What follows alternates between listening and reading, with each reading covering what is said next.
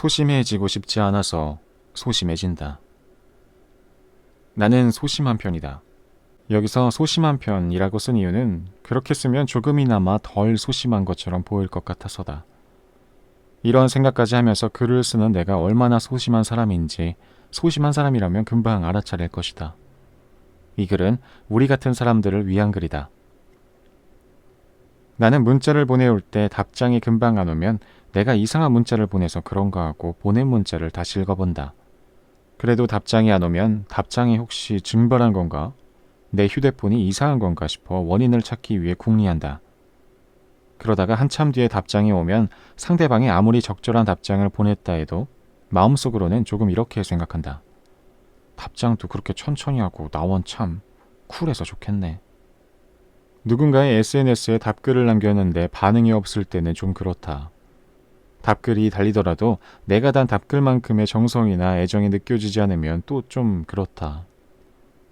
그래서 일부러 내 SNS에 달린 답글에 답글을 안 달아볼 때도 있다. 그랬을 때 마음이 좀 그렇지 않다면 내 답글에 답을 안 단 사람도 딱히 이유가 있어서 그러는 건 아니겠지 하며 이해해보기도 한다. 하지만 가끔만 이해할 뿐 대부분 이해하기 어렵다.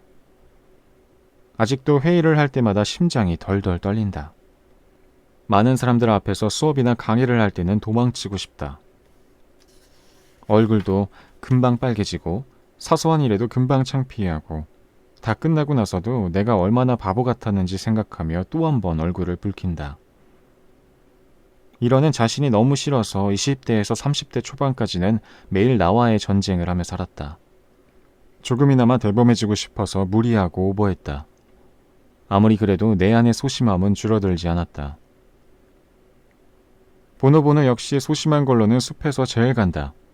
만화의 대부분은 보노보노가 하는 걱정에 대한 이야기로 채워져 있을 정도다. 수많은 소심 스토리 중에서 사소하지만 유난히 공감이 갔던 대목은 아빠와 낯선 곳에 가게 된 보노보노였다. 모르는 곳에서 모르는 이들에게 둘러싸여서 아는 건 아빠밖에 없는데 아빠는 내가 모르는 이야기만 한다. 나는 계속 아빠 손만 잡고 있었다. 나는 아빠 손을 잡고만 있었다. 아이고, 나 어렸을 때 얘기인 줄 알았다. 이렇게 소심하고 겁 많은 보노보노이기에 가끔 등짝을 때려주고 싶을 정도로 사소한 것들로 고민한다. 틈만 나면 심각해지는 자신에 대해 곤란해하면서도 곤란함에 대한 새로운 고민을 시작하는 시기다. 너브리는 늘 되는 대로 사는 자신과 정반대인 보노보노의 성격이 이해가지 않는다. 너브리, 곤란해지는 걸 왜 그렇게 곤란해하는 거야? 사는 게 어렵다고 생각하는 거야? 누군가한테 사는 건 어렵다는 말을 듣고 어렵다고 생각하는 거 아니야?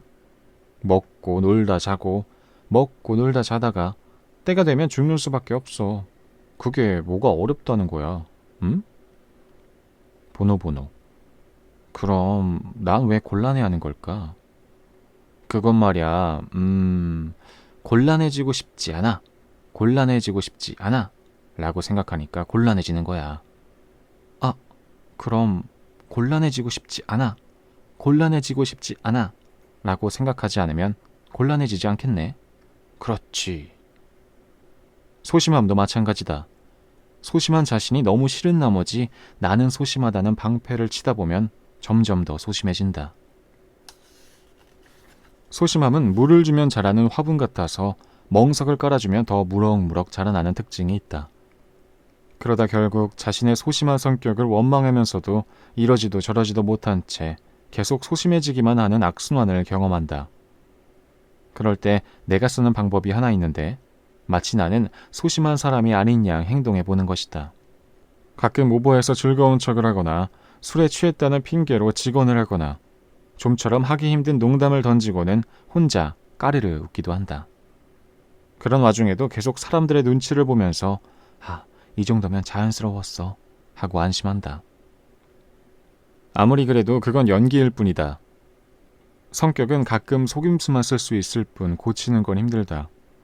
그래도 내 성격을 인정하고 나니 마음이 좀 편해졌다. 그리고 이제는 나의 소심함이 싫지 않다. 덕분에 내 글을 읽고 찌질한 게 딱 내 얘기 같더라 라는 얘기도 종종 들었고 너는 남 이야기를 잘 들어주는구나 라는 공감도 사면서 살고 있다. 소심한 사람은 소심한 사람에게 공감할 수 있고 소심한 사람은 소심한 사람의 마음을 안다. 그 능력은 매우 소중한 능력이다. 그러니 나처럼 소심한 사람들 더는 걱정 마시기를. 세상에는 우리 같은 사람이 훨씬 더 많으니까요. 소심한 사람들끼리 서로 어울렁더울렁 살아가면 되는 거 아니겠습니까? 네? 아니라고요? 그래요? 정말요? 제가 혹시 이상한 소리를 했나요? 그런 건가요? 작은 공간에 틀어박혀서 이런저런 생각을 하다 보면 그 공간 안에는 나보다 큰 것들은 그다지 없잖아. 가장 큰 나의 고민이니까. 엄청난 일이라 느껴지는 거 아닐까? 그런데 밖으로 나가보면 나보다 큰 것들이 눈에 들어오고 게다가 그것들은 고민 같은 건 하지도 않는단 말이지. 대자연의 거대함에 비하면 나는 얼마나 작은 존재인지 고민 같은 건 있지도 않은 거야. 아시겠죠, 여러분? 오늘은 여기까지 읽겠습니다. 오늘도 수고하셨습니다. 감사합니다. 안녕히 주무세요. 잘 자요.